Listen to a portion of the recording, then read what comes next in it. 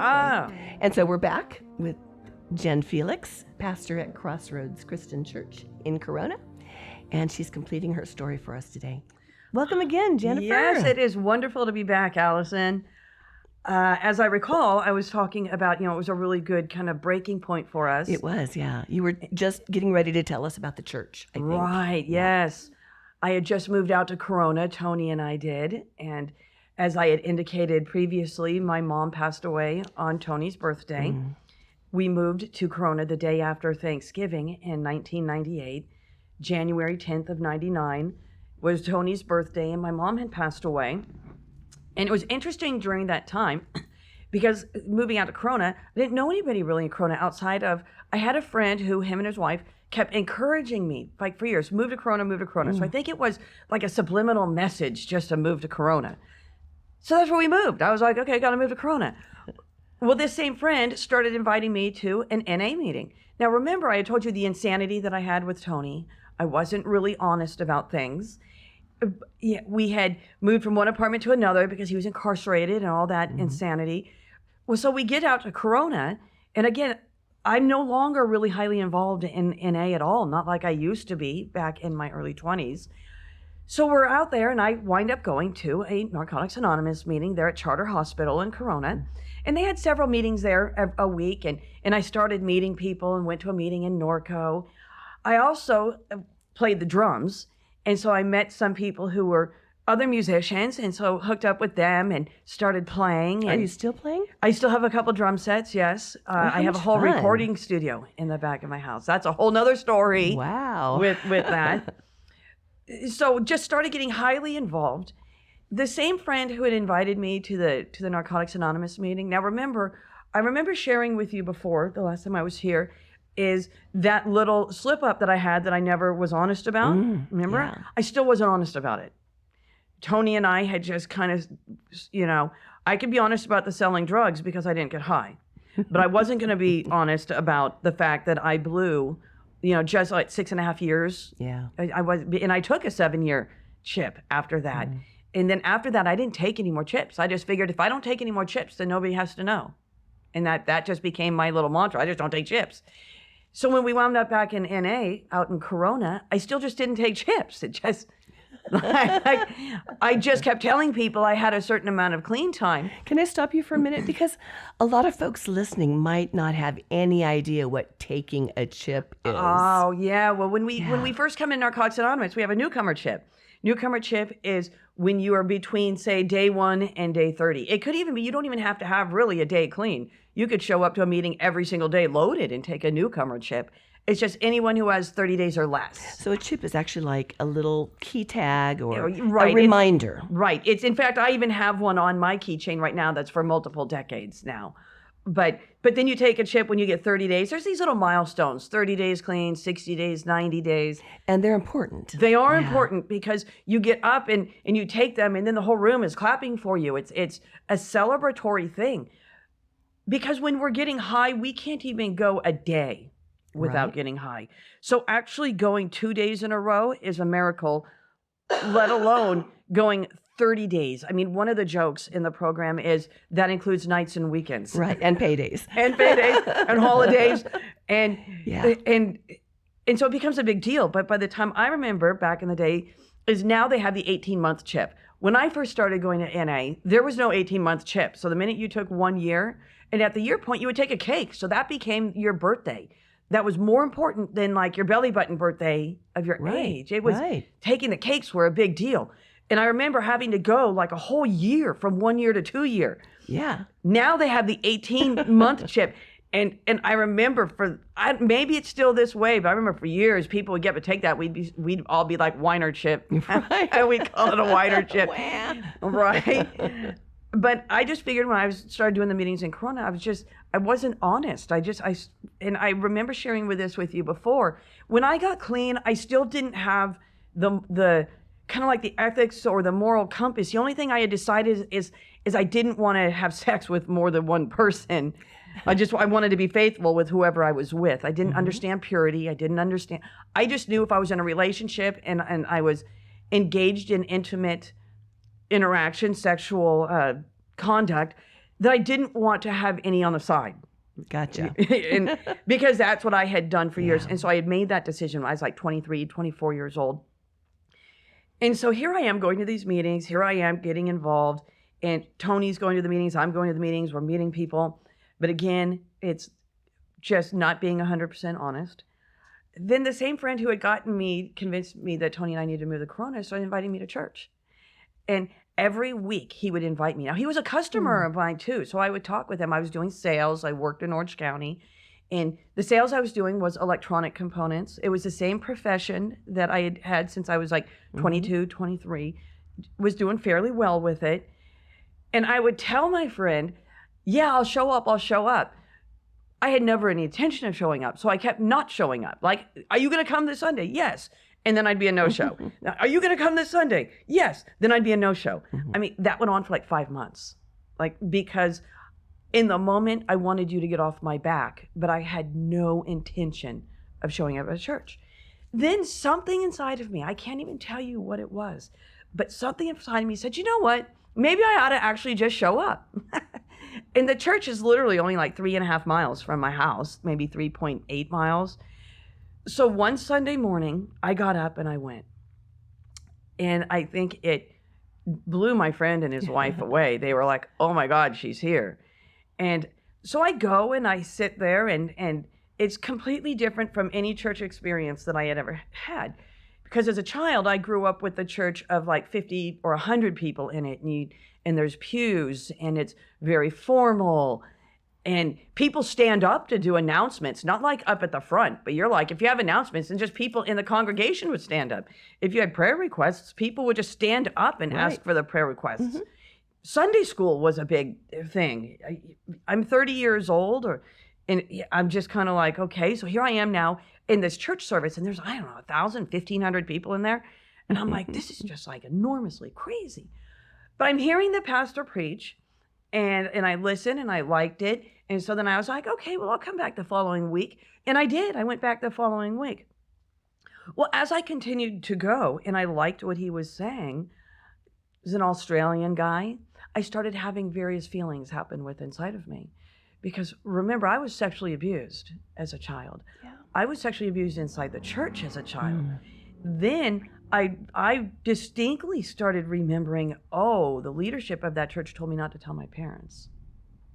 And so I'm sitting in this church, and now all these memories are flooding back to me, and memories that I never wanted. Like I didn't talk about that stuff in 4-step. And for those who don't know, I mean, the 12-step is what any anonymous program is about, and it was all founded on AA, Alcoholics Anonymous. Which was all founded on Scripture. Right, which was all founded on Scripture. But when we do the 4-step, which is that searching fearless moral inventory, and you're writing your story, my story was about drugs. My story was about lying, cheating, stealing. I didn't know how to say I was touched inappropriately. I can sit here now and look through it through the lens of somebody now 20 years later and say, I didn't want to be a victim 20 years ago or 30 years ago, or I just was like, hell no, I'm not going to be a victim. But I'm not even going to acknowledge, or talk about that it even happened. So now I'm sitting in this church and I like what this guy says, but everything in me is like, but he's not real. And nothing about this church matters when the guy on stage, I think, is full of crap. And now that's not the word that's running through my head. Because remember, I'm so brand new that foul language, the F word and all these things, it was still a part of my everyday language. I just didn't know any different. So what happened is, I don't even know why this happened. Tony was working at a PetSmart, and he was a groomer. And so he would be at work. And one weekend, I had a computer, and I kind of felt like, I'm a pretty intelligent person. I'm not a rocket science. I'm not a doctor or a lawyer, but I knew that I wasn't like an idiot, right? Yeah. So I'm sitting in front of my computer, and I'm like, you know what? There's really no reason for me to continue down this path of going to this church, because I have this internal struggle going on. I like what you say, but it doesn't matter what you say if I don't believe that you're sincere. If I think you're full of crap, then it really doesn't matter, right? And so I had this like barrier going on inside of me. Now, I was a person that was so opposed to Jesus. And let me just explain how opposed I was. I don't really recall if I shared this before. And I think maybe I did. Is when I met Tony, he was reading the Bible. And I told him, I said, if you want to hang out with me, you got to throw that book away. And he did. I'm like, I had absolutely no desire to have anything to do with the Bible, with Jesus, with church, anything. So here it is now. I'm wrestling inside this church with this message. So I'm at home and I decide to email the pastor. And I share everything of what happened. And I literally now am telling him, and again, this is not typically verbiage that I use in my everyday language, but at that time it was verbiage I used. And in my email, I'm like, at the end of the day, I think you're full of shit. I think that the message you might be preaching might be a good message, but I don't believe a word that it is you're saying, because the minute you get off that stage, you're not who you say you are. And I was very raw. I was sexually abused, like everything. I didn't know how to deal with it, but I was like, if I was going to continue going to this church, I had to know that the guy that was doing the message was truly who he said he was. Well, that's completely understandable when probably in your mind the church had done so much harm to you already. Right. I just didn't, I was like, I can't trust this place. So it's kind of a miracle that you made it there at all. It really is. Yeah. I had walked away for like 18 years. In Narcotics Anonymous meetings, I was a person that would get up and walk out if you talked about Jesus.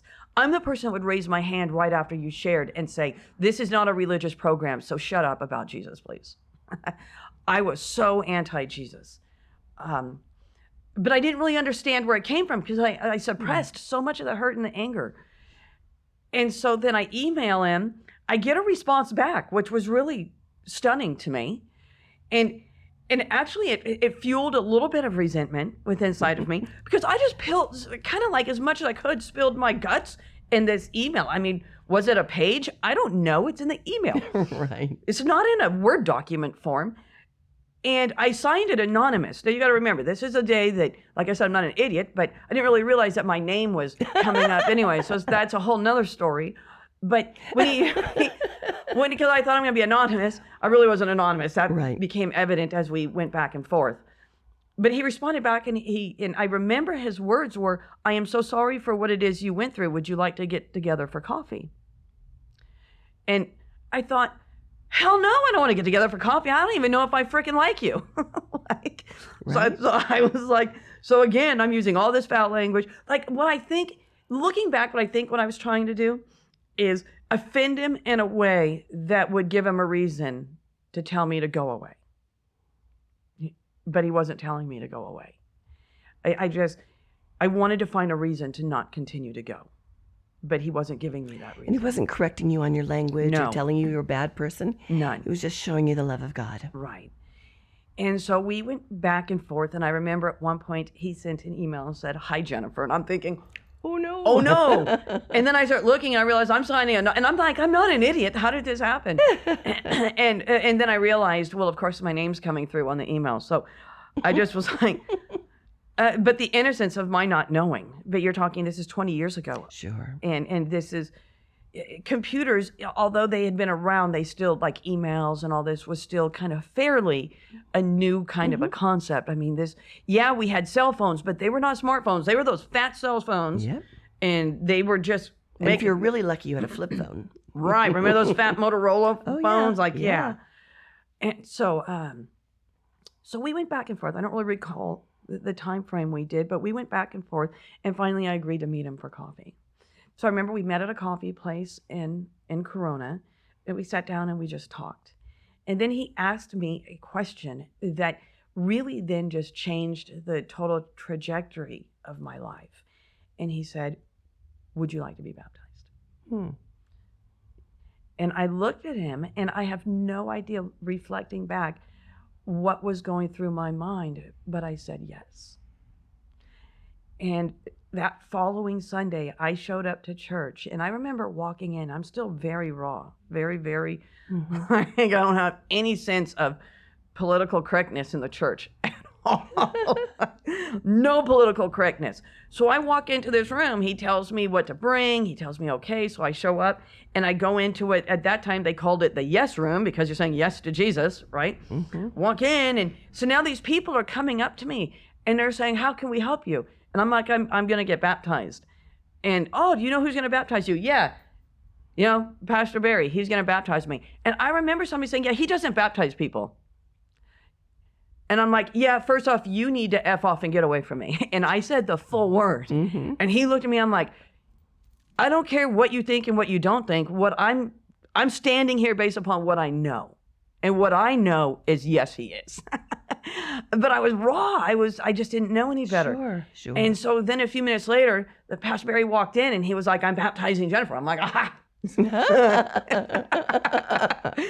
And so he got up there and he baptized me. And there's a lot of things I learned inside of Narcotics Anonymous that then I started applying in the church setting, such as I would go every single week and Pastor Barry and I'd email him. I mean, he gave me, over the course of several years, he gave me his cell number. I never abused it. In fact, I never even put it in my phone. So every time I wanted to call him, I'd have to email and say, I don't have your number anymore. And he's like, haven't I already given it to you? Yeah, but I don't, like, I'm very much of a person, I don't like to abuse people's time.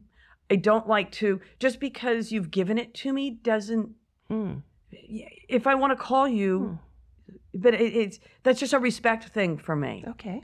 And so I just never entered it. So there was many times I just have to be like, I don't have your phone number no more. And, but I would go each week and then they would pass the offering plate around. I had no concept of tithing at all, but they would pass this plate around. Now, by this time, we're going to go back a little bit. By this time, Tony then had an affair and didn't come home one night. He had spent the night and slept with a girl who was 18 that was a coworker of his, and he wound up getting high again. And so at that point it was, I can't go backwards. I'm now, and I remember distinctly when him and I were having a conversation, and he had already had the affair, and he was still sleeping with this girl. It's not like he had no intentions of staying at the house with me. And he looked at me and he goes, you found Jesus. I didn't. And I had to really reflect on the fact of that day I told him to throw his Bible away. That just because I went to church didn't mean that's what he wanted. And that is something that I know that I can't take responsibility for a continuance of the path that he chose, but there is responsibility that I've taken of he was going down that path when he was, 23? And that was not the path that I was on. And so that was a stark, hard little eye-opener for me, saying, you know what, there was a lot of other things that was a part of Tony's life that but in that moment he's right. Well, thank goodness we're not responsible for saving people. That's Right. God's job. Right. And so I made a decision. I'm like, I'm not going to go back. I can't go back. The insanity that I had with Tony, selling drugs, doing burglaries, him, just all that insanity. I'm like, I can't go back to that. So I remember looking at him, and at that point I said, okay, we have one of two options here. You either come back to the house and we work out the marriage, or I'm going to file for divorce. And he's like, well, I'm not coming back. I go, well, I'm not going to stick around for you to screw everything up. For then you to think that I'm going to be your saving grace. Like, we're going to get a divorce. Because I'm not going to be that woman that just says we're separated as you try to go figure things out and go get high and sleep around. And he's like, okay. So I called my dad and said, I need to buy Tony out of the house. And so my dad loaned me some money. And Tony he wasn't all that bright anyways. Like, I mean, I remember him calling me, telling me I owed him $75,000 for, this is again, 20 years ago. So the house, the housing, the market hadn't gone up. We were only in the house 8 months. There was no equity in it.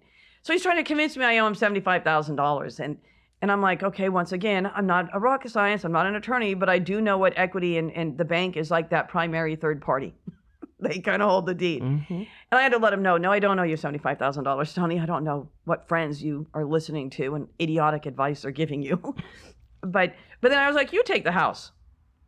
How about that? You take the house. And he's like, well, I can't afford it. Well, that's a problem. Let's sell it. Well, then how much do I get? Nothing. There's no equity. We'll probably have to put money into it in order to sell it because the seller pays for all the closing costs. And I'm like, oh, that's right. You have no money. Well, that puts you in a pickle. That means I'm the only one that has the means to be able to buy you out. I go, take the deal, Tony.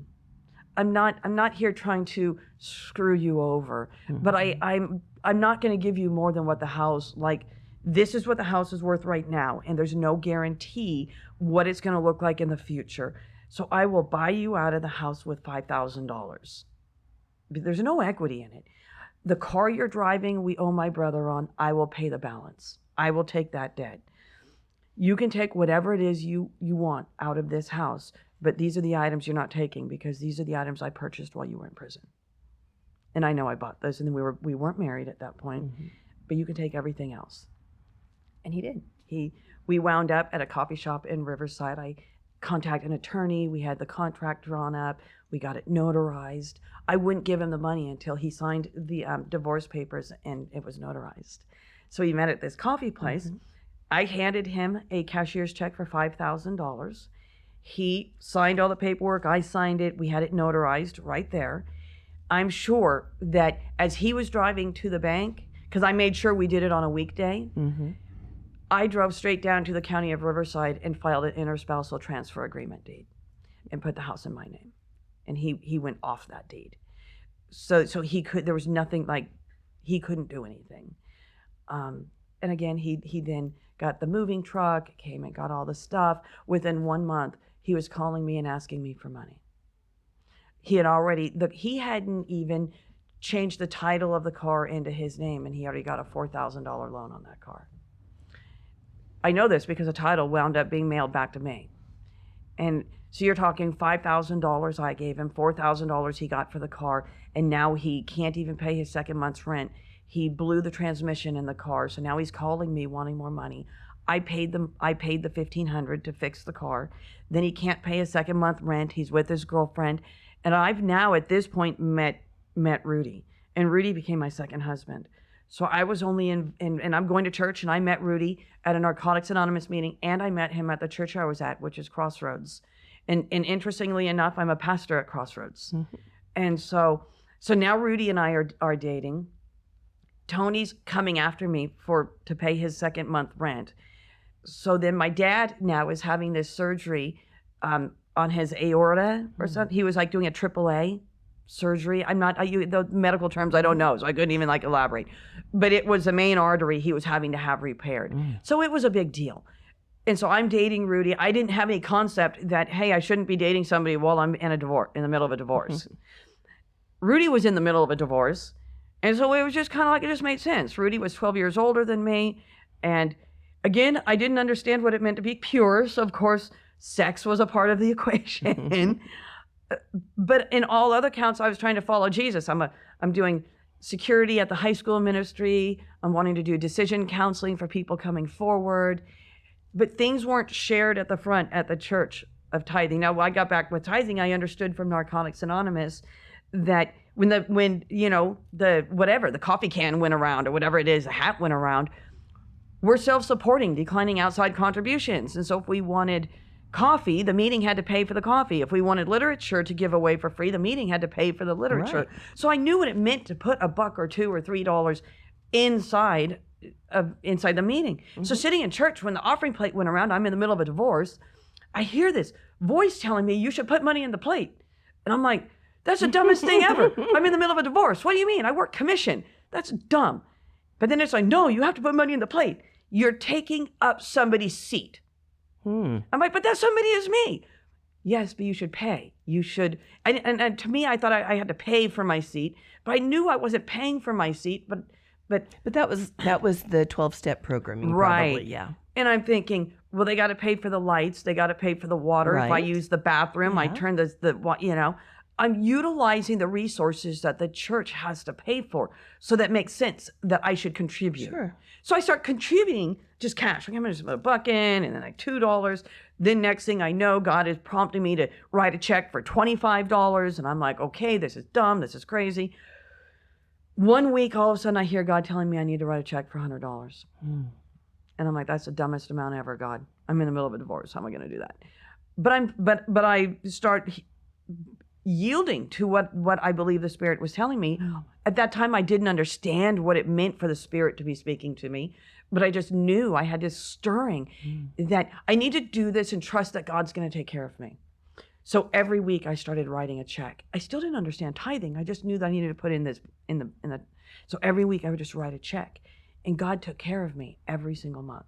Now, I did wind up giving Tony the $500. I met him. He was with his girlfriend, and I said, just take it. And he's like, it's a loan, I'll pay you back. I'm like, you know what, don't pay me back. If you feel a need to make amends, give a homeless guy like a few dollars on the side of the road. Your amends will be you never calling me again. Don't ever call me again. And we parted ways. I gave him the $500. By this time, Rudy and I are living together because, of course, I don't understand the concept of not living together. So we're living together, and now we're going to meetings together. We are going to church together.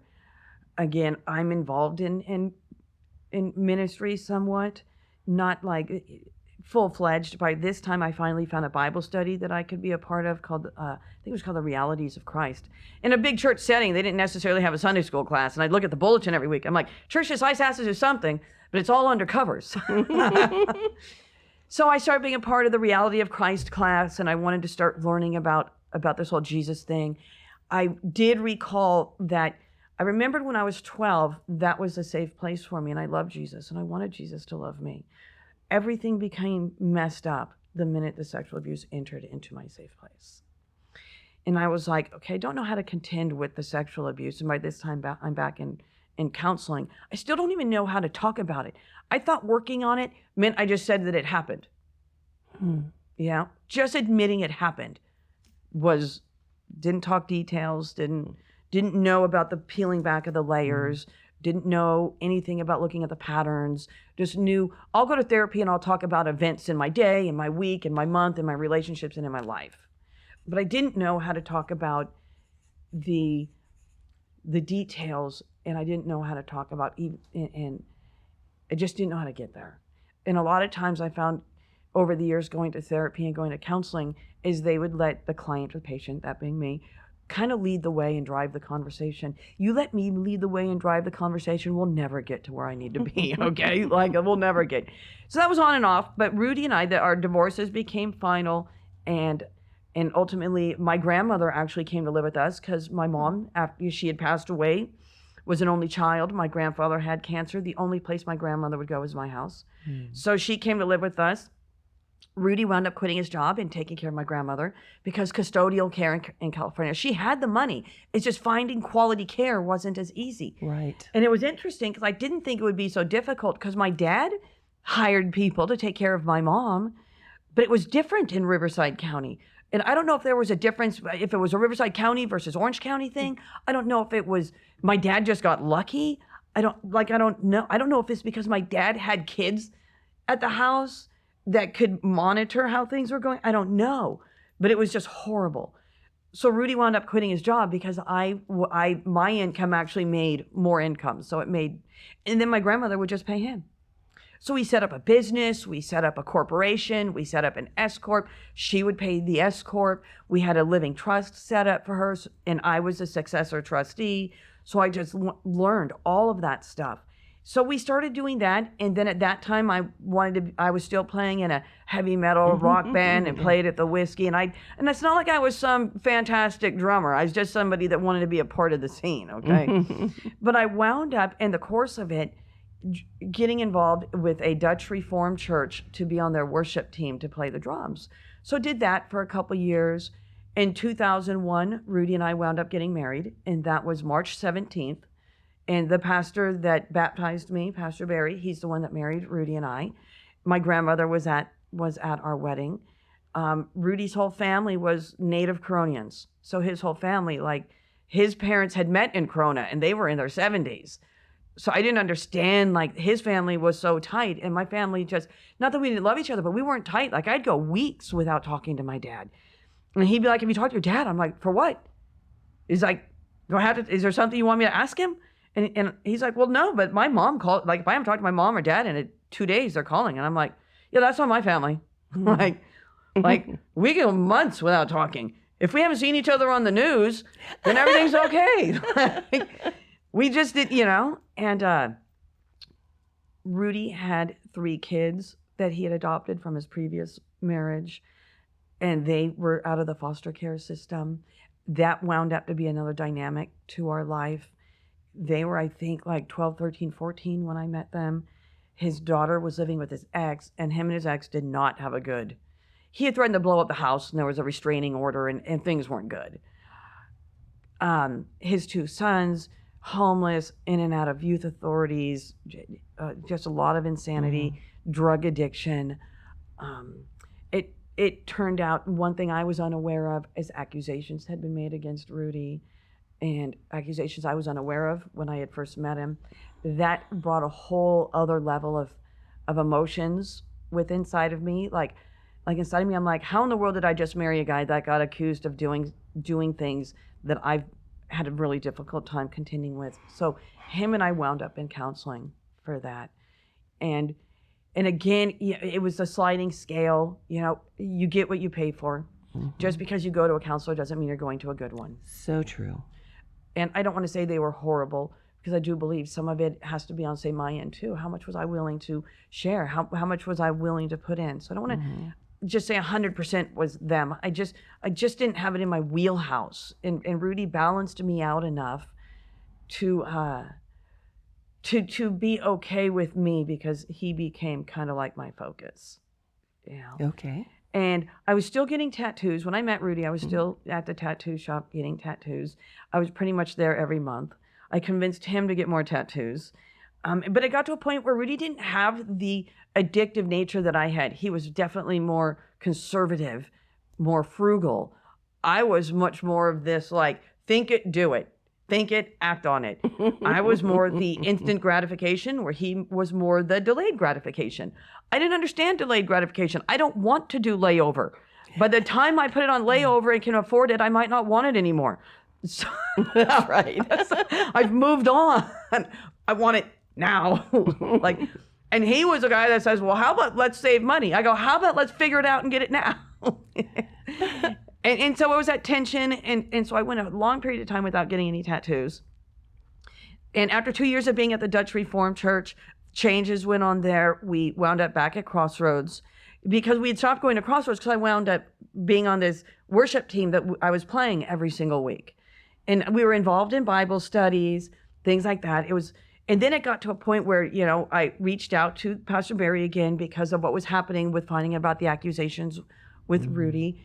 And I met with Pastor Barry, and then he had me do my testimony at the church. I was terrified. Now, you want me to do my testimony in front of the whole church? I still wasn't at a place to talk about the details, but I was at a place where I was like, he had me do my testimony twice, at 2 different times. The first time I was like, you're not going to get off that stage. You're going to have to stand right next to me, because I'm not just sharing with you, I'm sharing with like everybody, right? And so he has me do my testimony, and I do my testimony. Then he tells me, I don't want you to be involved in these Bible studies anymore. Not because he doesn't want me in a Bible study. It just wasn't a healthy Bible study, because every time I went, they were complaining about the church. And I was like, dang, give me a reason to walk away, right? That's just the last thing that I needed. And I think I was around 33, 34. Rudy was around 46. And so he says, I want you to be a part of Celebrate Recovery. Okay, not sure what that is, but okay. So I did my testimony. Next thing you know, all these people are coming up to me saying, oh my God, where have you been? We need you to be a part of Celebrate Recovery. Okay, not sure what it is, but instantaneously I became a leader inside of Celebrate Recovery. There was no qualifier. I did my testimony, now I'm a leader. And I started leading the group for women who've been physically, sexually, and or emotionally abused. Now, I had no training. All I did was get on a stage and say that this happened to me. I just was like, okay. Now, again, I'm looking through it through the lens of now I'm 50. So you're talking 16 years later, I'm looking through it through a different lens. At the age of 34, I'm like, well, sure, I can be the leader. Sure. I have no idea where I'm going, what I'm doing, what we should talk about. But as long as you admit that it happened, that's all I did. Okay. And yeah, I was in and out of counseling and therapy, but I don't know, did I ever get to where I needed to be? I don't know. Where am I supposed to be? getting here today, I go on GPS, it tells me, Right. get on the freeway, go so many miles, get off, turn left, turn right. It gives me the roadmap. I had no roadmap.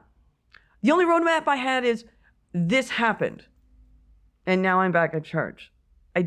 How it affected me, how the patterns I've had I didn't know all these things. But anyway, so now I'm leading this group. I start making friends, and Rudy is going. He's a part of the guys group. He's now a leader, and we start developing friendships. And then we wind up being a part of a 12-step group. We go through the whole 12 steps of Celebrate Recovery, and that's in the group setting. I'm in a women's group. He's in a men's group, and it took us forever to go through it. But I remember thinking in my head, like, I don't have to be 100% honest because I'm not going to share. There's just things I'm not going to share. Mm-hmm. I'm just not going to do it. There's things that I swore I was going to take to my grave, and I'm not going to share it. And I still didn't fully grasp the understanding of not saying the F word. But Rudy and I are married, so I'm not living in sin no more. But I still didn't know what it meant. Like, I still didn't understand that sex outside of marriage was a sin. Like, I still didn't have that in my wheelhouse. But we went through 4 years of Celebrate Recovery in it. And we developed friendships, and Rudy is really the one that helped me break the cycle of having foul language. Now, it was a power of God. It wasn't as if Rudy had that power, but he had that accountability with me. And like, I'd say the F word like 100 times in 5 minutes, and he'd be like, do you realize how many times you just said the F word? And I'd be like, I didn't say the F word. No, you did. And slowly but surely that became a part of just that God transformed me in that area of my life. And again, Rudy then helped me. Like, I wasn't at the tattoo shop, but that wasn't in Rudy's wheelhouse. And I valued being married. I valued Rudy as my husband. My grandmother had since passed away when I was 32. And so we were just growing. Again, we had his kids with us on and off. And that's just like, I could go hours upon what happened with his kids. But by the time I was 38, Celebrate Recovery started going through some difficulties. And this was the first time where I experienced hardship inside of the church and friends that were doing and saying things and not thinking the best of you. And I had already started taking classes, say at like RCC, because I just wanted to learn. When I was 35, I quit my job and started my own business. So I was still doing sales. Company was Crown Components Incorporated. And I even still have that business today. Now, I only have one account, and guess what? It's the account of the guy that invited me, influenced me to move to Corona. And so he's my Lone Ranger account. Anyways, but I was doing the shipping, the receiving, the sales, the purchasing, the accounts payable, accounts receivables. So I was like, I had a business, Avi. And so that business became an S Corp. So now we had, and Rudy now was back working at a place where he was receiving a paycheck because my grandmother was deceased. And then he wound up quitting his job and opening up a company doing landscaping and such. So now him and I were both self-employed. But Celebrate Recovery was going through a difficult time. The friendships I had made, and they were wonderful friendships. Satan really plays havoc inside of friendships. And really wonderful people can really behave poorly. And it was such a devastating time for me. But at that same time, I had already started going through a school called London Institute for Evangelism. It was a school they developed at Crossroads. And it was not an accredited school, but I wound up doing a lot of biblical classes. And from their standards, I wound up getting a bachelor's and a master's through there. But again, it wasn't accredited, so it was specific to the church. Out of nowhere, I get this phone call. And we're talking really out of nowhere, saying, hey, there's a position open at the church to oversee the disabilities ministry, and we've put your name in the hat. I'm thinking, why? Like, what? Like, what? Well, we know that your mom has a disability. By this time, my older brother had a traumatic brain injury from a motorcycle accident. Rudy had a nephew who had a profound disability. And so we've just put your name in the hat, and we believe that you would be a good candidate for it. I'm like, okay, whatever. So then Rudy and I talked about it, and we're like, well, if they call for an interview, then okay, right? And so they call, I go for the interview, and I wound up getting hired. And that was like, amazing. It just was like, wow. Me and another person got hired at the same time. And so that was back, I believe, in 2007. Like this June will be 13 years on staff. As soon as I was hired, I was done with the London Institute, and then the London Institute actually closed down, and I was like, oh, that's just a bummer. So then I wind up saying, okay, well, what can I do now? So then I decided to go to Hope International University and get a bachelor's degree. They transferred in some of the units because they took over the London Institute, transferred in some of my units. And then in 2011, I graduated with a bachelor's degree in Christian ministry. That is an accredited school, so my bachelor's degree is a for reals bachelor's. You understand, I was a person that got kicked out of Golden West. I went, Amazing. straight F's and W's, and now I got a bachelor's. 2011, we're gonna do a lot of fast forwarding. But in 2011, my dad went in for heart surgery. Told us it was not going to be a big deal. That it'd be about a 5-hour surgery. He'd come out, be in ICU for a couple of days, and then go. In a few days he'd be home. And that was March 15th, 2011. By this time now, when I was first hired at the church, I was quarter time, part time. Then eventually I went 3/4 time. By this time in 2011, I was full time. And he goes in 10 hours later, and my dad wound up dead on the table. So the surgeon comes out, and your dad has passed away. And that was March 15th. So my clean time celebration is the same day my dad died. And so now my sister, my brother, and me, my older brother was in Florida, and we had a couple other family members there. We're just, like, my dad had no will, no living trust, no nothing. And now we're having to figure things out. I never grieved. I didn't understand, again, what grief was. Didn't grieve the loss of my mom. Shirley had never grieved me. So now it's okay. Dad was alive, now he's dead. So let's figure it out. Never grieved the loss of my grandparents. I just didn't know what grieving was. So we figured things out, and the house went into probate, and we did things amicably. I was the only one in as far as siblings that was going to church, worked at a church, but my siblings were not like followers of Jesus and walking a Christian life. And I don't believe they're bad people. I believe they do have a good overall. They're law-abiding citizens that try to think ethically and morally in a lot of things that it is that they do. So we were able to work things out very amicably during this process. That's great. We're going to fast forward. That was March of 2011. July 21st of 2011, Rudy went to the doctor for bumps on his neck. He now comes to I'm having lunch with a friend, meets me at the restaurant, and says, hey, they want me to come back, and they're going to call me because they threw out the cancer word. And I'm like, what? It can't be. Like, what are you talking about? And you're talking, this is March, April, May, like 4 months after my dad died. While we're having lunch, they called him and said, we want you to come in right now. He immediately goes in, and they do a soft tissue biopsy. That started a whirlwind. He was diagnosed with base tongue cancer. They diagnosed him as stage 4 because it's categorized differently. Ear, neck, throat cancer is categorized differently than other cancers. So stage 4 is because it had hit the lymph nodes on one side. By September of 2011, now he was going in for chemotherapy. We had radiation. If there's hell on earth, that was hell on earth. And I'm leading the disabilities ministry, and it was wonderful in the disabilities ministry. I still pastor that ministry. Wound up with a couple girls on staff that were associates under me, and God had blessed me with some incredible people that were just alongside me. Rudy was so sick. He was so sick. It was September, October, November, and December where he went. The chemo was insane. He had to have a port catheter put in to where we would go in for 8 hours of chemo. And when we left, he would then for the next 4 or 5 days have chemo pumping through his body every single hour. And he was at home sick. Nobody knows really what goes on behind closed doors when illness is like that. But when you walk out that door, I knew what it was all about, to put a smile on your face and say everything's okay. Right. I'd grown up with that. Yeah. So my world became about put a smile on my face and everything's okay. Cancer's not going to beat us. By January of 2012, he was pronounced cancer-free. So then we had 2012, all of 2012, which was a much better year for us. And we did ministry together. It was fantastic. Again, obviously, I'm no longer involved in Celebrate Recovery. The moment I got hired, I walked away from Celebrate Recovery and then started building a network around me because I had to build a team of support, in which I did have, but it wasn't based on recovery. It wasn't based on 12-step. It was based on community.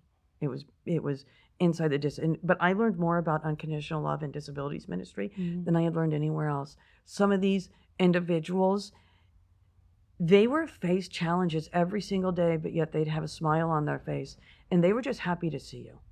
Yeah. It wasn't about what I did for them. They were just happy to see you. Are you going to show up, and do you care? That was a simple. Are you going to show up, and do you care? And so I've learned a great deal leading this ministry.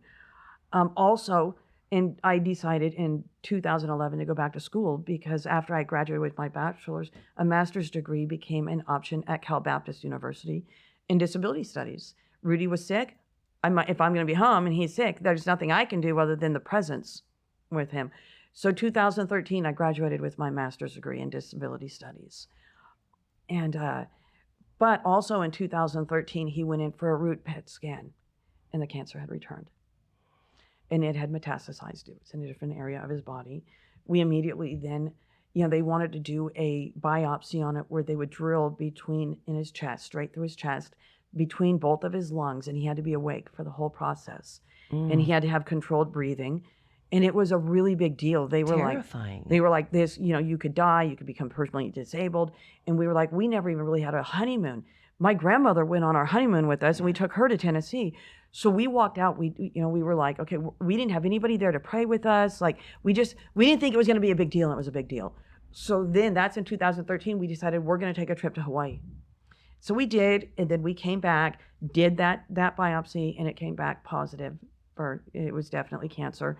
He went back into chemotherapy, and it was horrible. The cancer kept growing. It was horrible. At one point, it was pressing on his esophagus. He couldn't swallow. He's on an all liquid diet. It just was horrible. They're telling me that he's going to die. The doctors, the emotional roller coaster of everything. He winds up in emergency radiation to try to they're not looking at curing it. They're looking at slowing it down. At this point in time, then I wound up becoming an ordained pastor through Crossroads. And I believe that was the beginning of 2014, if my memory serves me right. 2014, even though he had cancer, wound up being a wonderful year. We wound up taking a trip to London and to Paris and had a fantastic vacation. Upon coming back then, the cancer was moving and creating havoc. And now it's on his lungs. It's hitting his liver. It's really... And it was in between his mediastinum, which is you learn more about medical stuff. Yeah, than you want to know, right. Probably. And he's not withstanding chemo. He's sick. They have to do, we go to Hawaii with my sister and her boyfriend and some friends. We wind up at Kaiser in Hawaii because it's just horrible. They're doing a test on him. He can't swallow. Nothing can come down. We get back from Hawaii. He has to go back into emergency radiation for 10 days, every single day, to try to minimize so he can eat again. So then he winds up being able to eat again, but we're going through Christmas, through New Year's. He can't, there's nothing. So now I'm on this. You got my addictive nature is now it's essential oils. Now it's juicing. Now it's like all these things. I'm hyper focused. Right. Everything. Yeah. By 2015, the beginning, he can slowly start eating again, and it's okay. Again, it's just kind of like, oh my gosh, and I'm still leading the disabilities ministry. And again, they're wonderful. We're praying over him. By this time, I'm saying, God's more powerful than cancer. Doctors don't get to determine the day he dies. And I do believe that. Doctors are not more powerful than God. But it's an easy statement to make when the person's still alive, because it's a way to deny the reality of what is. Ooh, that's powerful. It's, there's a realm of denial that I was living in, that I'm looking at what this cancer is doing to him, but is it a question of my faith? Because is it God powerful enough? And if he is, how do I contend that with the reality of that I still had doubt, but I didn't want to have doubt. So the way to not have doubt is to put the stake in the ground and say, I believe God more than I believe the doctors. And God is more powerful than doctors. I believe that. But I also have the reality of what is in front of me, and Rudy's getting sicker. But denial is a powerful thing. And I remember his body started swelling, and we went to the doctor. They stopped doing chemo because they were like, there's no point.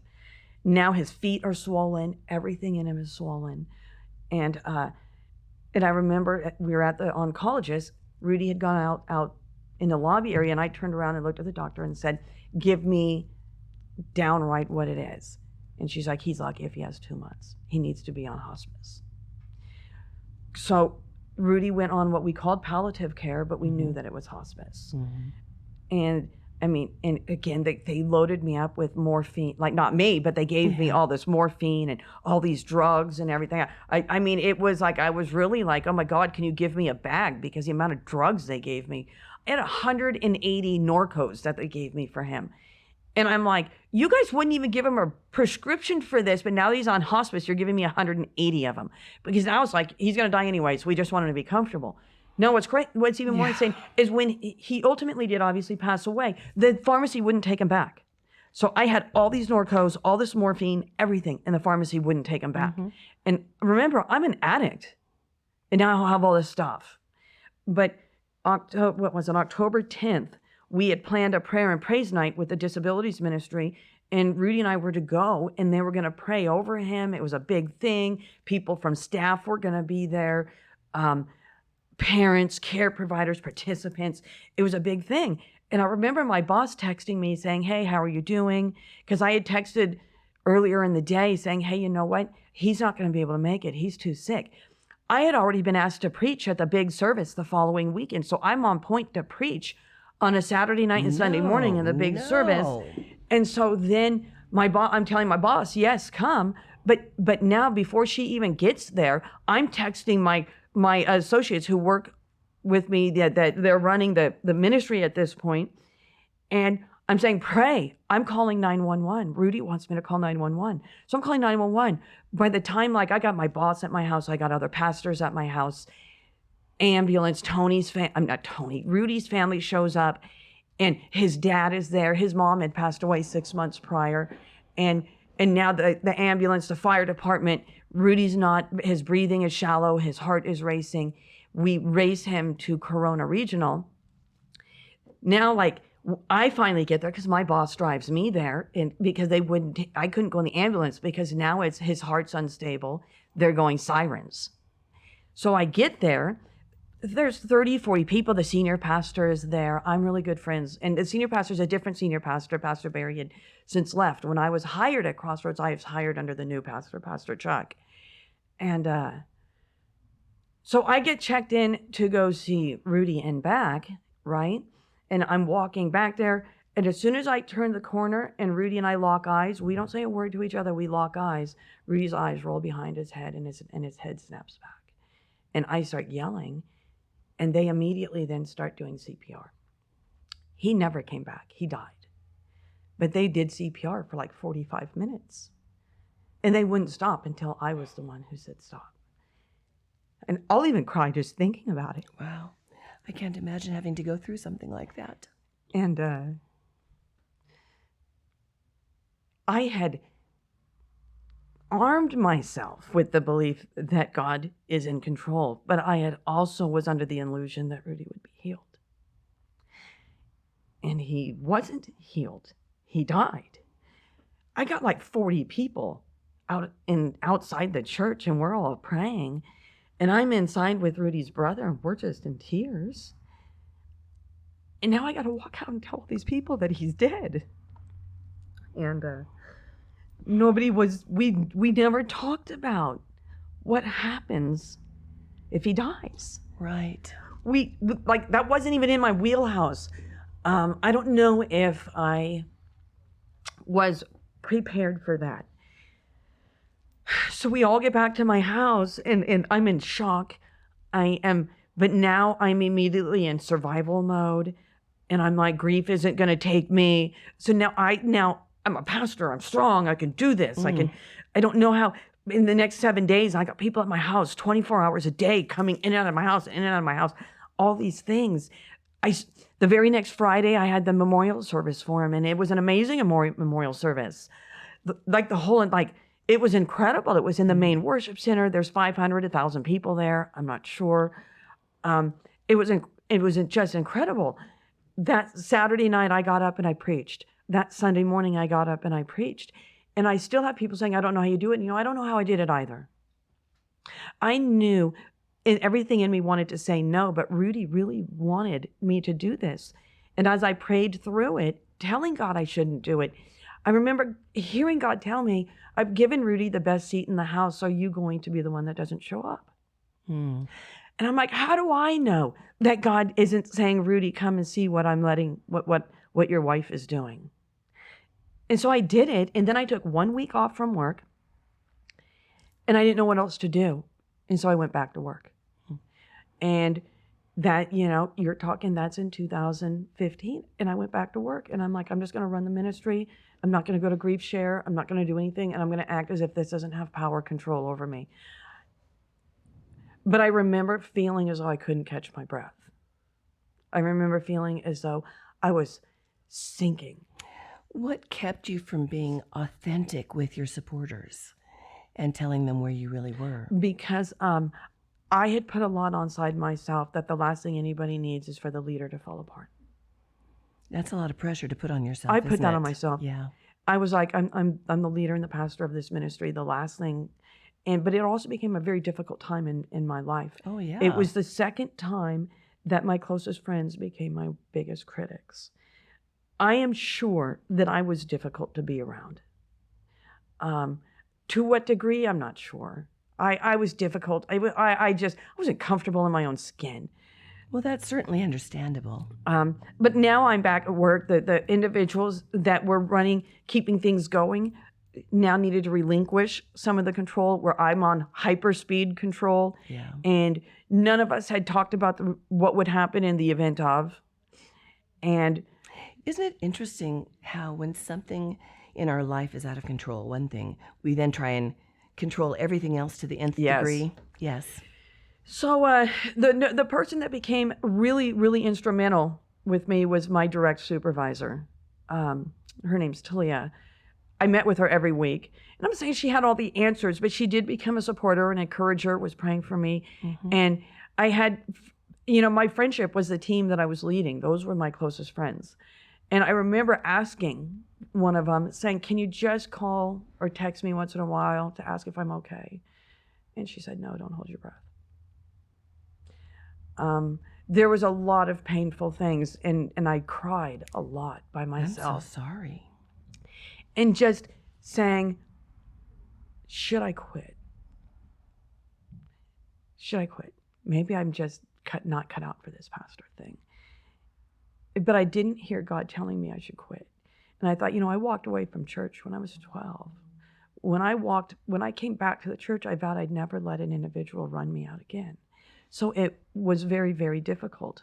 And the girls that were working for me wound up quitting. And then it was, I'm not going to have anybody.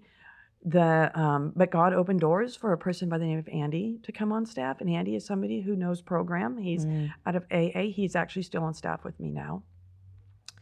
And I looked at him and I'm like, I can teach you the job.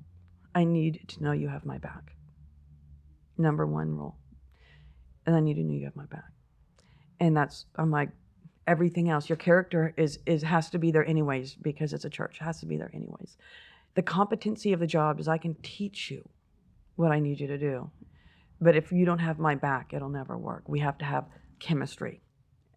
And he did. And now, he's coming up on 4 years on staff and he's still my coordinator. That's fantastic. And we started pushing through. And then in 2017, I decided to go back to school, had an opportunity to get a Master of Divinity, became focused on that. Now I will go back and say, I don't know a lot of times how to process emotional pain.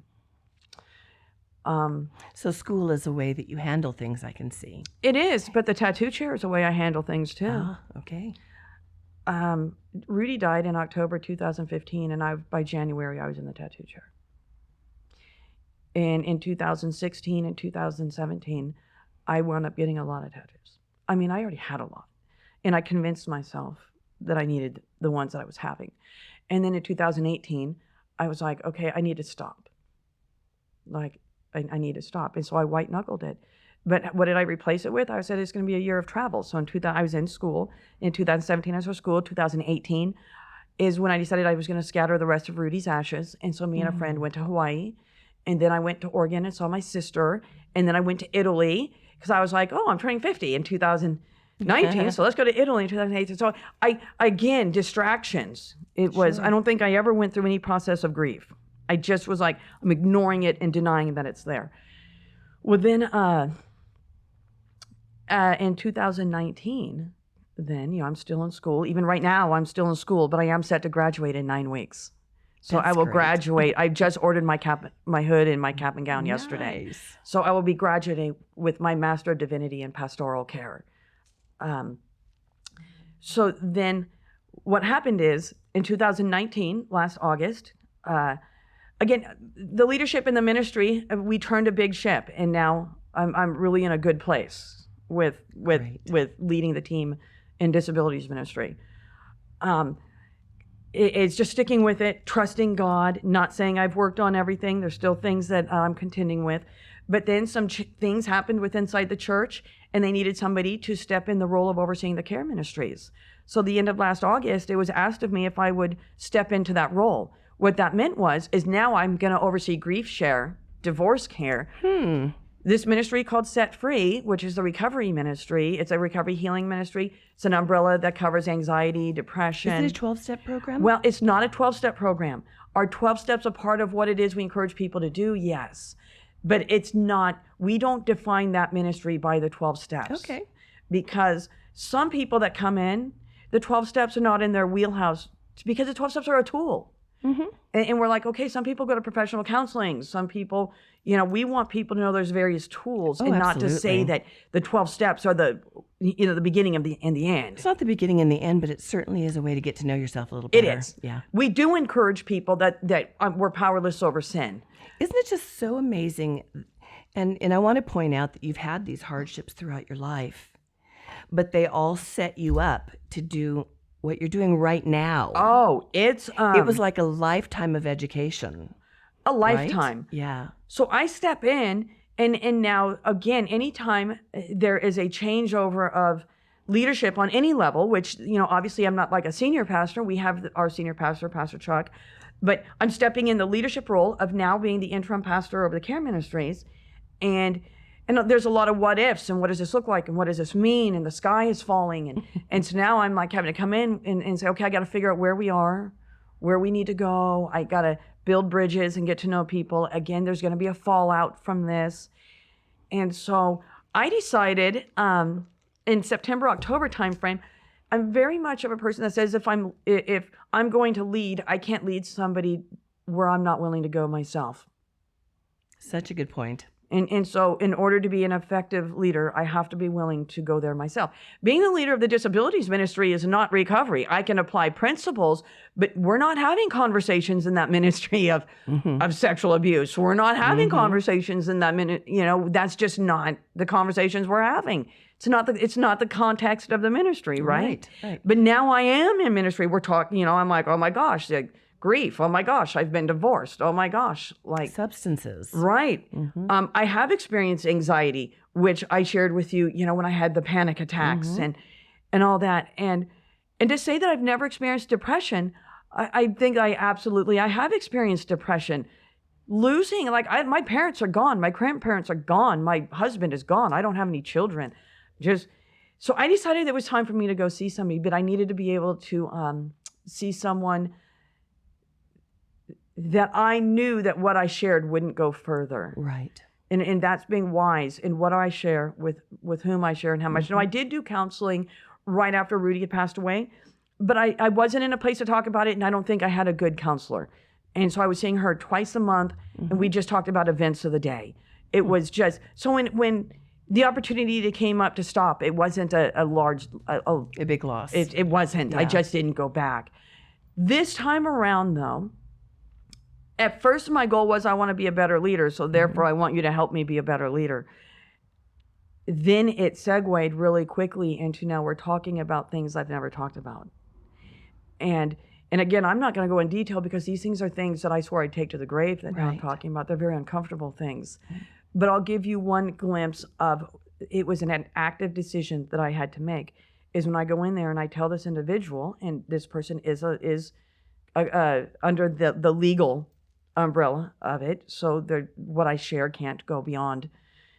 And I walked in and I was like, okay, I'm not going to ever tell you that I'm going to kill myself because I know what you have to do. So I'm not ever going to be telling you, because remember, I did have the 5150 back when I was 16. I will tell you that I am prone to self-injurious behavior. But I'm not going to ever tell you I'm going to kill myself. You'll know when I'm traveling down, and that becomes, we can have conversations about that. I also told this individual, you don't have to ask me permission to ask me a question. You have carte blanche to ask me whatever question you want, and I will answer it as honestly as I'm capable in the moment that you ask it. All gloves are off. I am not coming in here to talk about events of my day. I'll go home and talk to my dog. I'm not coming in here to talk to you about a meeting that I had an hour beforehand, because I have people, friends, that I can talk about that meeting. If I needed to, I can call my boss. She's still my soup direct report today. I'm in here to talk about the things that I actually don't want to talk about. And I need you to lead the way, because every time I land in a place where I'm saying I want to talk about it, if you let me lead the way, I will never take myself there.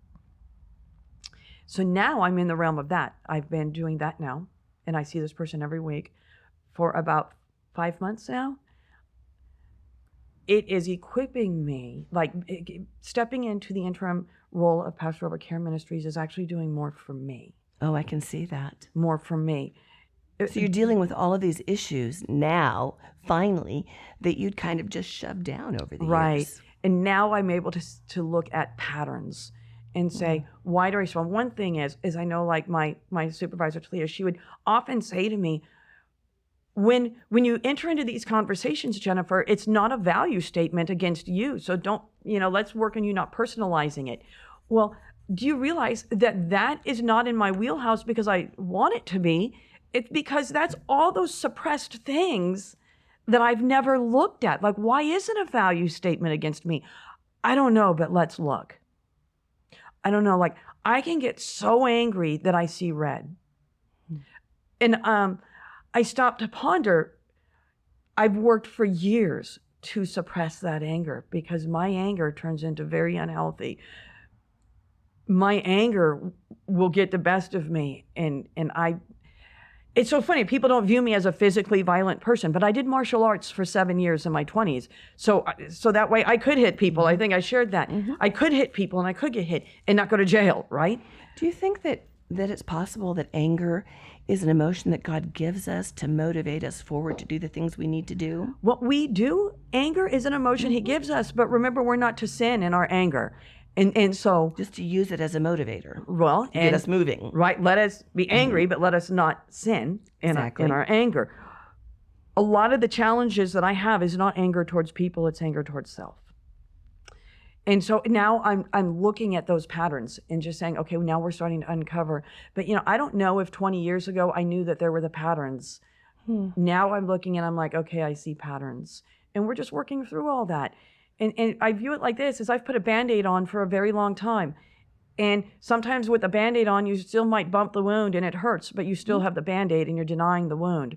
And you have a Band-Aid and a Band-Aid might fall off and salt might get in the wound, right? Or lemon juice, which kind of like causes a little bit of stinging. But you rinse it with water, you put a Band-Aid back on, and you still haven't treated the wound. And for a long time, I've put Band-Aids on and I've never really treated the wound. And now I'm trying to look, because I want to start treating the wound. I'm going to be 51 years old this Friday. I don't want to wake up 55 or 60 and have the same stuff. And that stuff I said when I was 20, 25, 30, 35, 40, I was saying, but it was never in my wheelhouse to start saying, okay, what does it even mean? Like, what does it mean? Am I valued by what I do? Am I valued by the success that I achieve? Am I valued by the degrees on my wall? Is my value only so far as a conversation we're in right now, and then somehow I believe I've lost my value by the time I get in my car and drive away? Like, what does that look like? Or am I valued just for who I am? But then the question is, well, then who am I? Well, then who am I? And so as I lead this ministry, that is also a place that I'm traveling down as well. And so when I speak to the team, Like we just started reading a book together as a team inside the Set Free Ministry called A Hunger for Healing. And it's a Christian perspective on the 12 steps. And it's wonderful. I'm just A Hunger for Healing. Healing. And who is the author? I couldn't even tell you. Okay. Couldn't even tell you. But and now I'm looking at, like, I also oversee the area of prayer ministries, of the even though I am not a professional counselor, we do have a aspect of counseling inside of the care ministry that I oversee. So like I have an appointment here shortly with somebody, we're working things out. And I'm like, I just started watching lectures on biblical counseling. But I'm like, okay, but I believe it's only am I willing to go down this path because I'm actually going down this path, going deeper now too. Right. And I don't know where it's going to lead. It might one day, it might one day, 6 months from now, a year from now, whatever that looks like, they may come back to me and say, Jennifer, we're going to go in a completely different direction and we're going to have you go back to doing, just a disabilities ministry. And I'm going to be okay with that because this is in God's time. This is in God's hands. This is what God wants. And it may be that he's just using this to help you do the work that you need to do. Right. I mean, I don't know what that is. And so I have to trust in the process and trust. And maybe it's that there's doors that are going to open that I have no idea about. Yeah. I don't know, but I do know that God's timing is perfect. I do know that I love Jesus. I do know that Jesus loves me, but there's a lot of distance between the head and the heart. There's a lot of layers that I'm still now traveling down to get to that the innermost depths pit of your soul where you can say, no matter what circumstance. It's one thing to say, I know Jesus loves me. It's one thing to say, I believe Jesus loves me. It's another thing to say, I feel that Jesus loves me. Because a lot of times the feeling aspect is if I wake up on the wrong side of the bed, I'm not necessarily going to feel that. I can still say it and I can still believe it. But do I feel it? Now, I know that his love for me is not based upon my feeling, but my perception and my reality of his love will be. Of course.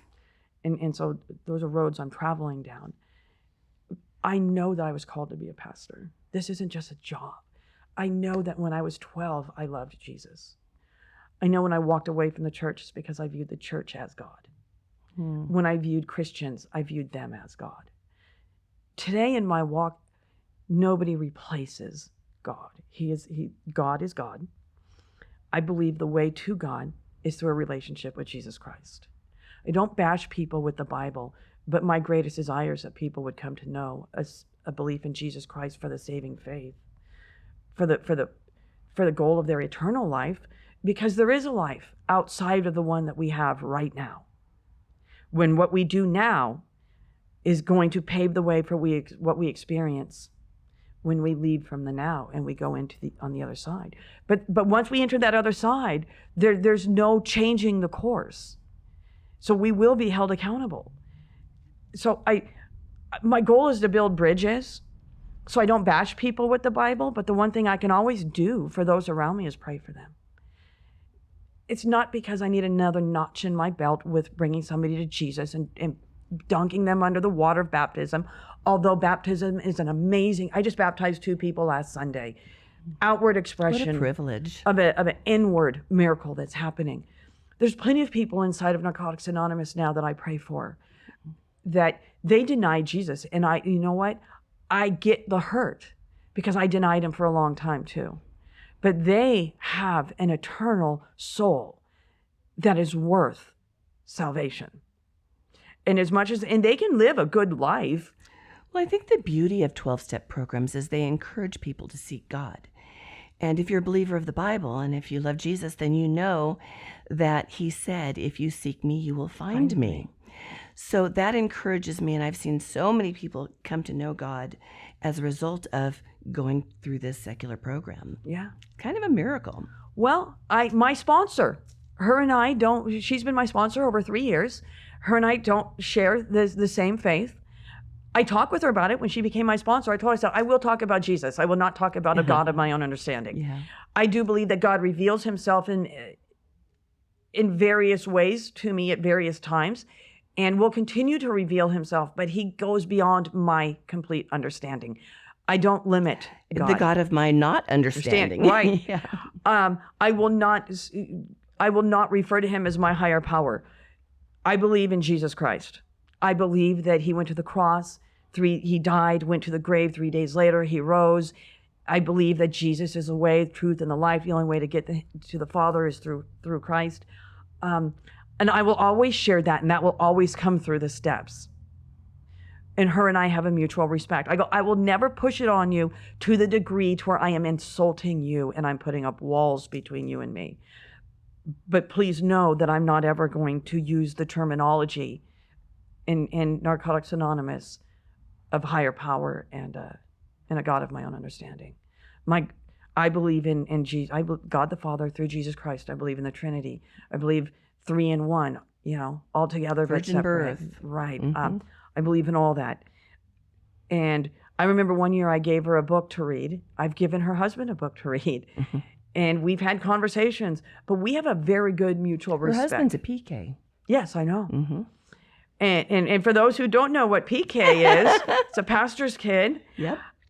But I do know at various times he has called me and asked me biblical questions.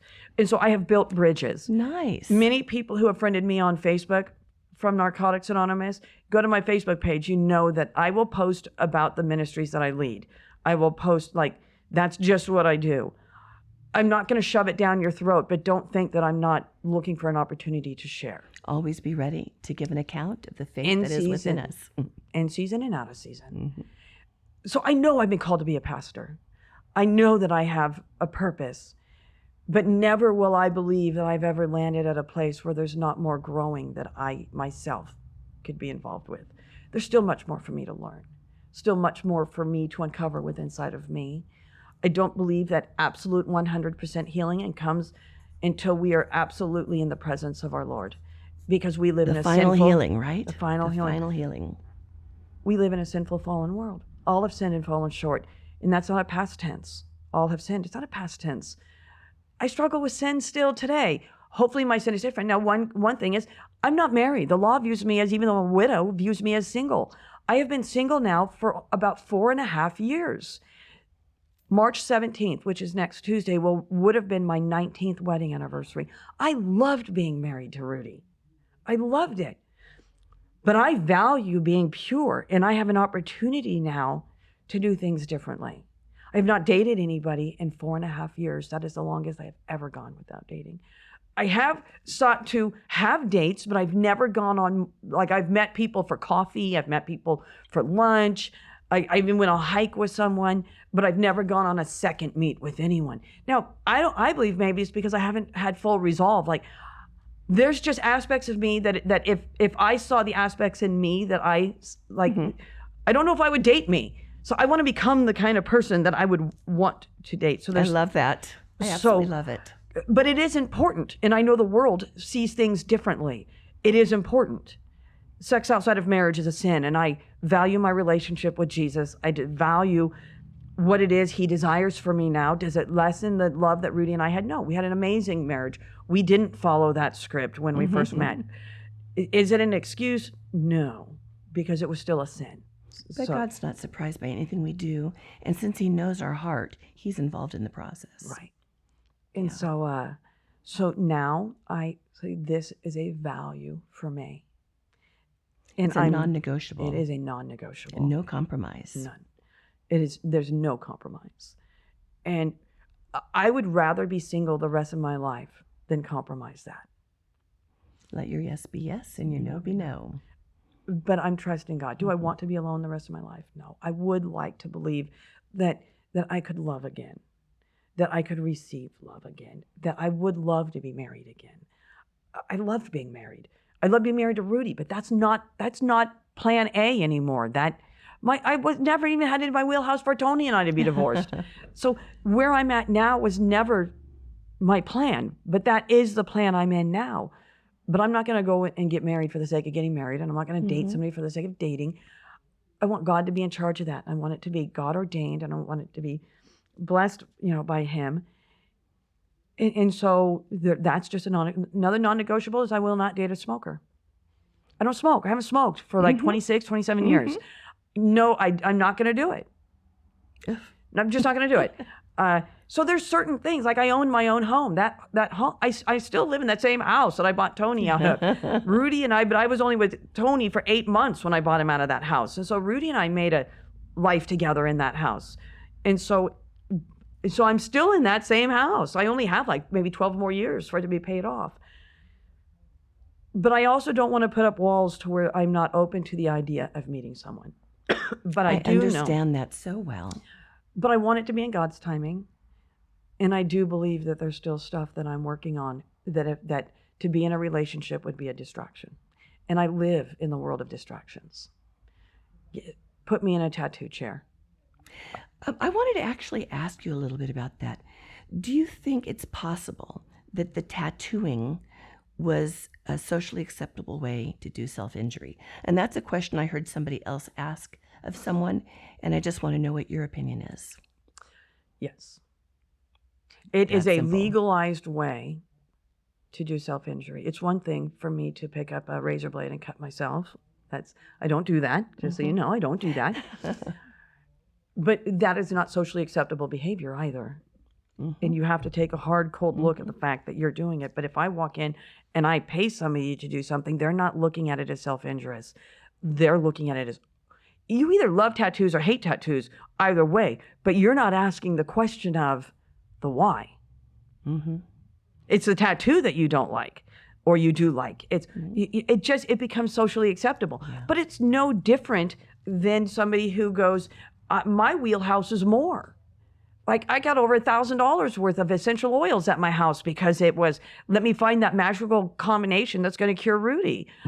Let's go on a vegan diet because that's going to be the magic. And I'm not saying vegan is bad, but I'm not vegan. But I did go vegan because I watched Fat, Sick, and Nearly Dead and Forks Over Knives. And in my wheelhouse of, I'm hyper-focused. I go to the gym. I'm not working out for an hour. I'm there for 3, 4, 5 hours till my legs fall off. Because why? Because in my wheelhouse, more is never enough. In my wheelhouse, I can take it and it's not that bad. I'll minimize it and I will justify it. And if I can't justify it, I'll justify it in my wheelhouse and I'll never share it with you. Of course, it's really not like that for you today. No. Well, I still have to be very much aware. We have to be mindful of the tendencies that I have. And I do still struggle with some of those things. I wanted to ask you another question. We were talking about the fourth step, and a lot of folks that are listening are not familiar with fourth step. You mentioned that it was a fearless and moral inventory of yourself. I was wondering if maybe you want to expand a little bit more on that for people. Well, that's just kind of taking a look inside. It's really just telling, it's a way of sharing your story with yourself, really. The fourth step is you're writing out everything that happened, the good, the bad, the ugly, things you've done that caused injury to others, maybe things that were done to you. Now, in my wheelhouse, I didn't want to touch on the things that were done to me. I didn't want to talk about that. So I just left those things out. But I am talking about the lying, the cheating, the stealing. I'm talking about all the drugs that I did. Yeah, I'm talking about the ODs that happened. I'm talking about all these other things in and out of rehab, in and out of counseling, the 5150, but I'm not talking about, but we can get as honest or not as honest as we want to get. That's right. And so, but the idea of the fourth step is it's not a one and done. It's a layer. The steps are not a one and done. It's a layer. And we have to continuously go back to it. And so am I probably in the course of working a fourth step? Yes. On a very, very, very deeper level. And it's in a more controlled environment. And it's looking at things that if given half an opportunity, I'd run from. And it's interesting, I think, that so many people do run from doing this particular step, and it's made to be this big, hard thing. I liken it to this, is I look at myself in the mirror and I see myself one way, and then I look at a photograph of myself and I see myself in a different way. The photo will always tell a better truth than the mirror, because when I look in the mirror, denial is a powerful thing. I was sick a couple weeks ago, and I looked at myself in the mirror a couple weeks ago, and I remember looking, I'm congested, I got pink eye in both eyes. It's just horrible. It's horrible. But I'm looking at myself in the mirror and I'm saying, it's not so bad. I'm gonna be okay. And that's a story that I told myself. It's not so bad, I'm gonna be okay. The next day I woke up and I told myself that same story. It's not that bad, I'm gonna be okay. by that night I needed to see a doctor, and I wound up on antibiotics. I was contagious. And the reality of it is, yes, it was that bad and even worse. And no, I wasn't going to be okay. I needed to seek medical attention. But how many times do we say that to ourselves on so many different levels? It's not that bad and I'm going to be okay. And we're looking at ourselves in the mirror. When we're doing the fourth step, how many times do we say it's not that bad? We minimize. I'll minimize the fact that Tony was inside of a cigarette shop with the alarm going off, and he's as high as all get up from methamphetamines, and I'm standing outside saying I got to go as the Orange Police Department are coming, and I tell the story and I'm like, it's not that bad. Like, no. Yes, it was that bad. I'm talking about with Jim, and I'm holding the steering wheel as his foot's on the gas and he's sticking a needle in his arm, and we're in the fast lane of the 5 freeway. It's not in my wheelhouse to think of what happens if he ODs, if he shoots up with too much cocaine. I'm thinking, hurry up and get that drug inside you so I can get my fix. And I'm talking about it as if that's normal, acceptable behavior. No, that's not normal, acceptable behavior. You're endangering not just your own life, but the life of every single person on the freeway. But we did that every single day when we were getting high. And that stuff comes out on your fourth step. On your fourth step, realizing that's not okay. But just wanting to end now just is knowing that the position as a pastor doesn't mean I have it all together. My position, it's who I am. It's obviously what I do, but it doesn't define. And that's something I still work on because I am a human being before I'm a pastor. I am a woman before I'm a pastor. I am a child of God before I'm a pastor. I am a sinful human being who is still in need of a savior before I'm a pastor. Am I held to a higher degree of accountability? Yes. The sins that I have today are hopefully different than the sins that I had before being a pastor. Yes. Such as the purity. I don't, it's not in my wheelhouse today. Not because I'm a pastor, but because I do know more about God's word and what God desires and requires. And you probably know a little bit more about your own value now. Yes. Yeah. But just know that I'm not a perfect person. I'm a forgiven person. I'm not a well person, but I am a more healed person. There's still work to be done. There's still work to be done. Like I said, I never want to get to a point where I believe I've arrived. I'm still in the process of it. I am still the pastor of the disabilities ministry, and I love that ministry. Being the pastor over the care ministries is causing me to grow in ways I never thought that there's things I thought I worked on that. No, I really didn't work on it. I actually never picked up that. That's I never so exciting. Really picked up that baton. But now I'm starting to look at the patterns and say, why do I respond this way? I think I'm such a fun, loving person. And it's not that I'm not fun or loving, but I've actually had people describe me as intimidating. And people say, Jennifer, people are afraid of you. You're intense. Oh my gosh, that's impossible. It is true. But and I am intense. Tell me the same thing, and I'm like, what? I get it. I am traveling down the road to say that I view myself as that concrete marshmallow. I look so harsh on the outside, but I really am so tender on the inside. Yeah. But I want to become more tender on the outside. I really do. And so that's the road I'm traveling down. But I want to thank you for allowing me to come and share my story. Oh, thank you for coming. I am always open if anybody ever wanted to reach out to me. I love having conversations. It's not about what I did inside of me. It's what Jesus has done inside of me. Absolutely. Jesus was working in me even when I was denying him. Jesus was working within me and within my life, and when I didn't even know he was. I am so grateful that Jesus loved me when I clearly didn't exemplify love for him or myself. Jesus works when we don't know that he is. And there's divine moments in my life that I know that were perfectly orchestrated by his hand. So to be somebody that says now that I love my relationship with Jesus is a miracle, considering that I was the person that was telling Tony to throw away his Bible. So how many years clean do you have now? I will have 25 years clean. That's I am exciting. celebrating. Congratulations. And if I would have kept lying, it would be 32. I did get honest. In Celebrate Recovery, I wound up becoming honest. I changed my clean date. Yeah. And like I said, I didn't know the exact date because I just ignored it. Ignored it. Mm-hmm. So in Celebrate Recovery, I needed to pick a day that made sense. I knew that fall happened right after Tony and I had moved out of my parents' house. Mm-hmm. We had moved out on February 1st. I know the housewarming was right around my birthday, which is March 13th. And so I was like, okay, March 15th it is. Perfect. I just was like, that's what it is. And so that is like, I'm going to be 51. I was 25 when Tony and I moved out. And I had turned 26 on March 13th of that following year. So that's how I know, deductively doing the math, that yes, it's around that time. Right, 25 years. Right. And so, well, I really want to thank you, particularly because you've been so transparent. So many pastors want to put themselves as the spiritual example that never does anything wrong, and people hold them to that standard. So by being so open and so authentic about the things that you've been through and the struggles that you continue to work on, you exemplify, in my mind, exactly what a pastor should be.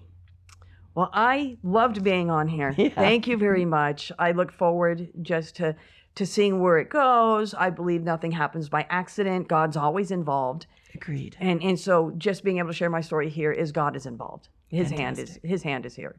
But if you don't mind, I would like to pray for you and your podcast. Sure, that'd be great. Do you want to do it on the show? Absolutely. Let's do it. Let's do it. Heavenly Father, I come before you thanking you for Alison, thanking you for her podcast, Father, thanking you just for leading her in the direction that it is that you have, and just interviewing and speaking with and getting the story out, not falling backwards, but pressing forward, Father, and knowing that ultimately, Lord, you are the ultimate healer.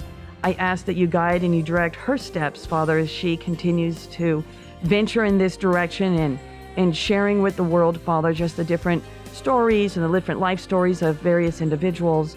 I ask a blessing to be placed upon her, Father God, and I ask a blessing to be placed upon 12-Step Program and NA. I pray a blessing upon the people that are in Alison's circle of influence, and a blessing upon those in my circle of influence.